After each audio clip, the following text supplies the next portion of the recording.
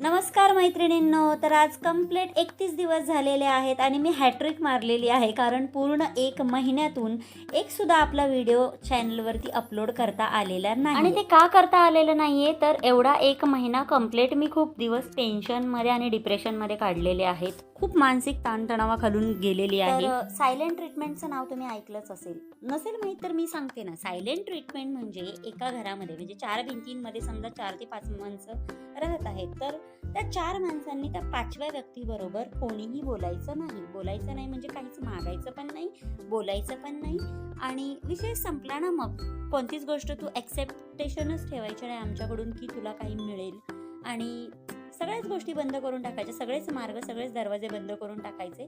मग ती व्यक्ती काय करणार? 4 भिंतींच्या आत गप्प आपलं शांत एकदम मौन व्रत घेतल्यासारखं राहते.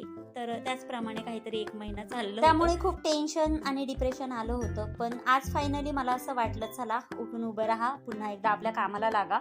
1 महिन्यानंतर का होईना पुन्हा आपल्या लोकांमध्ये दिवसांनंतर व्हिडिओ शूट करत होते, पण खूप छान वाटत होतं. तर ही जर्नी मी अशीच कंटिन्यू ठेवणार आहे.